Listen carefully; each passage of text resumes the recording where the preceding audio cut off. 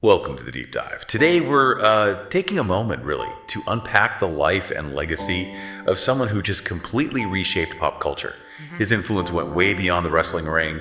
We're talking, of course, about Hulk Hogan. He passed away on July 24th, 2025 at 71. And this deep dive, it's not just about listing accomplishments. It's about really trying to understand the huge cultural footprint of this, global icon. Yeah, it's a massive loss. And the news came pretty fast, didn't it? After that cardiac arrest call at his home in Clearwater, Florida, there were reports he was stretchered into an ambulance. And Eric Bischoff, the promoter, and WWE, they confirmed it quickly. WWE actually put out a statement saying he helped WWE achieve global recognition in the 1980s, which is, undeniable, right? Absolutely. And it's interesting, too, because just, a few weeks ago, his wife, Sky Daly, was actually pushing back against rumors he was in a coma. She was telling fans his heart was strong, even after what she called pretty serious heart surgery. Right. So, okay, let's unpack this then. Our mission here for this deep dive is really to understand the threads, the things that connected all the different parts of his life. We're going to dive into the sources you provided, try to grasp not just the wrestling, which was huge, obviously, but the whole cultural phenomenon he sparked. The controversies, too, they were definitely part of his story and how he kept reinventing himself. This isn't just like a summary. It's about connecting those dots. How did Terry Bollea become Hulk Hogan and change everything? So, yeah, to really get the legend, we've got to go back, way back. Terry Gene Bollea, born August 11, 1953, Augusta, Georgia. His dad was a pipe fitter. His mom worked for the Navy as a secretary. But before all the yellow and red, he was actually a musician. Played guitar in Florida rock bands. And Little League pitcher, apparently. What are those early things, what do they tell us about the showman he became? It's fascinating, isn't it, how those threads kind of weave together later on. The music, performing on stage, even being a pitcher, commanding that attention on the mound. It feels like a prelude, doesn't it? A sign of the huge persona he'd build. And he really looked up to Dusty Rhodes, the wrestler. His dad used to take him to matches. Tampa, Florida, Fort Homer, W. Hesterly Armory. And then Hector's gym in Tampa, that's where the wrestling scouts apparently saw him, told him he should train with Hiro Matsuda, the Japanese star.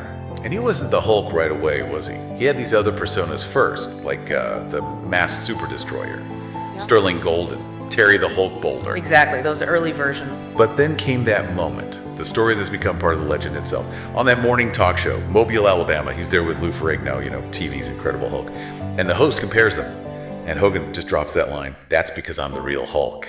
How much did that moment, that quick thinking, really cement the icon? More than those other names ever could.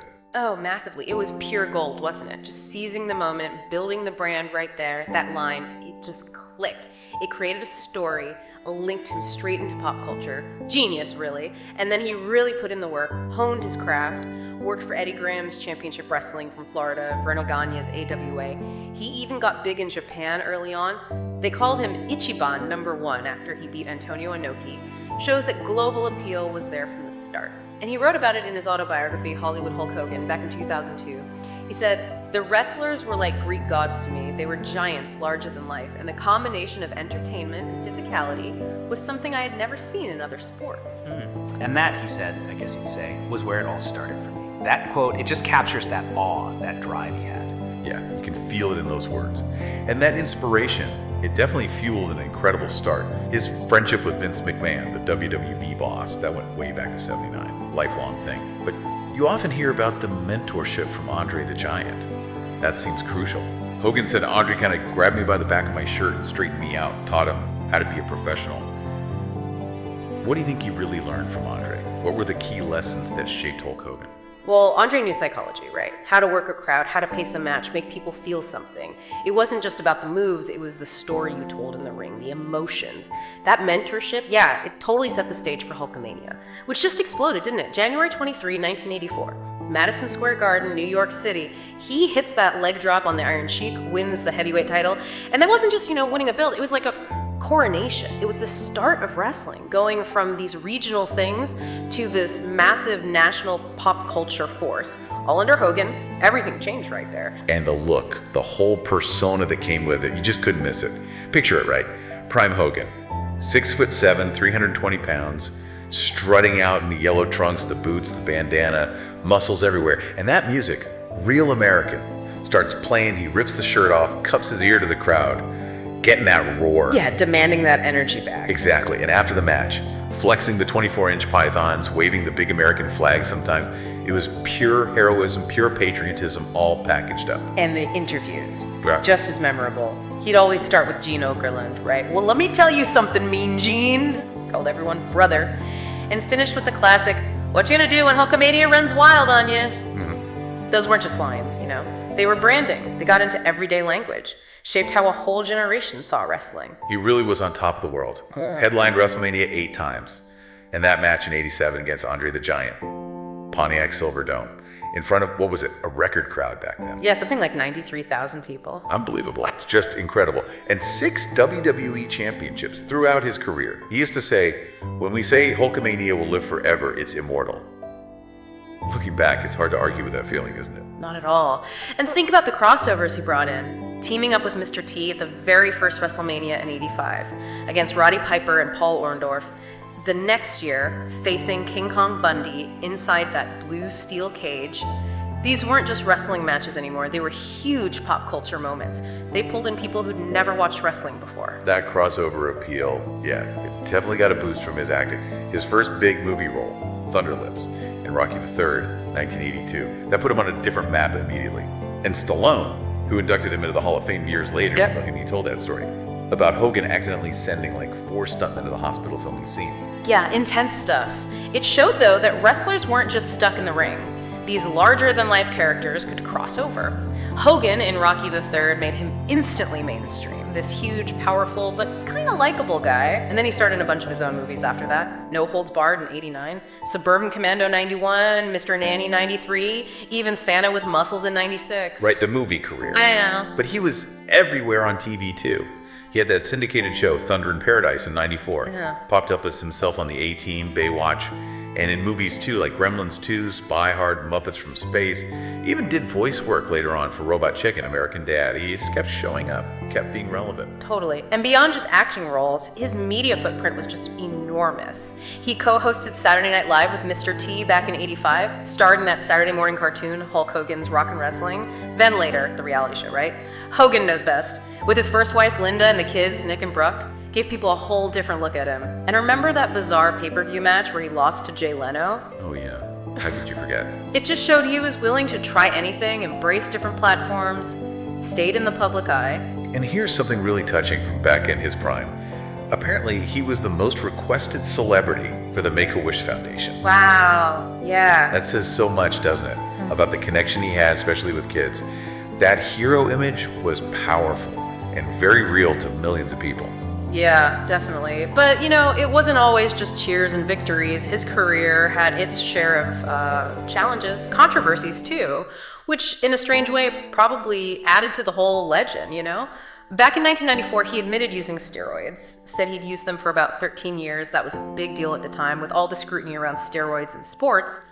Forced a tough conversation. Yeah, I remember that. And even earlier, '85, there was that incident with Richard Belzer, the comedian. Hogan put him in a sleeper hold on live TV. Belzer passed out, hit his head. They settled out of court. Right. But maybe the biggest storm was around 2006 with WWE. They kicked him out, basically. Removed him from the Hall of Fame. It was because of those racist comments he made that got leaked from a sex tape. Yeah, that was a really low point. And it led to that massive lawsuit in 2016 against Gawker, the website that leaked it. He won big, $140 million from the jury. Peter Keel, the billionaire, famously backed Hogan's case. Gawker ended up bankrupt, sold itself.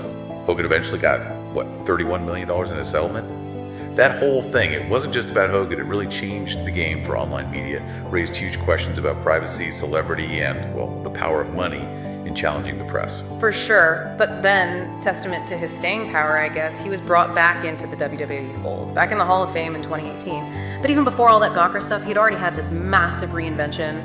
After 14 years dominating WWE, Ted Turner poached him for WCW World Championship Wrestling. Huge move. They literally had a parade for him at Disney's MGM Studios. He won the WCW title in his very first match against Ric Flair. It completely shook up the wrestling world. Oh yeah. And then Turner launched WCW Monday Nitro in '95, right? To go head-to-head with WWE's Monday Night Raw. And WWE, they didn't hold back. They started doing these skits making fun of Hogan, who was 42 then, called him the Huckster, had an impersonator using a walker. Pretty rough stuff, ageist. But Hogan, man, he got the last laugh with that massive heel turn. You know, the good guy turning bad. He was the mystery third man at WCW's Bash at the Beach in '96. That moment was absolutely stunning for fans. Hogan, the ultimate American hero, turning heel. He leg dropped Randy Savage, his longtime friend. Then he joined up with Kevin Nash and Scott Hall, and they formed the New World Order, the NWO. And this wasn't just another group. It felt different, anti-establishment. It blurred the lines between wrestling and reality. You know, that meta storytelling, it completely captivated people and changed wrestling in the 90s. And Hogan embraced it. Black and white gear, the beard, the shades, cheating to win. Hollywood Hulk Hogan, he called himself. And as Hollywood Hogan, leading the NWO, he won the WCW title 6 times, fought all his old rivals again, Piper, Flair, Luger, Sting, Savage, even the Ultimate Warrior. But it felt edgier, more intense. He even teamed up with Dennis Rodman, the Chicago Bulls star, in '98, remember that, against Diamond Dallas Page and Karl Malone from the Utah Jazz. Talk about crossover. Absolutely huge. The NWO was everywhere. And that same year, 98, he lost the WCW belt to Bill Goldberg at the Georgia Dome. That match drew like over 5 million homes watching. Biggest TV audience for wrestling on cable ever at that point. Another massive record-breaking moment. His career just kept going, kept changing. He went back to WWE after they bought WCW in 2002 and won the WWE title again, sixth and final time at age 48. Still had it. Yeah, incredible longevity. And some really memorable later matches too. That WrestleMania match later in 2002 against The Rock in Toronto. Sky Dome packed, over 68,000 fans. That really felt like a passing of the torch moment, didn't it? Hogan versus the new megastar. His last official WWE match was SummerSlam 2006. Beat Randy Orton in Boston. Then he spent some time with TNA Impact from 2009 to 2013. On-screen authority figure, wrestled occasionally. Still a name people wanted to see. And even very recently, right? Just this April, he and Eric Bischoff launched that new amateur wrestling league, Real America Freestyle. Yeah. And they just got a TV deal for it with Fox Nation this month. Still involved, still making moves. Yeah. And his last time on WWE TV was actually for Raw's debut on Netflix back on January 6th. Right. And on the personal side, well, he had his marriages. Linda Claridge from '83 to their divorce in '09. They had Nick and Brooke. Then Jennifer McDaniel, married in 2009, separated 2021, divorced 2022.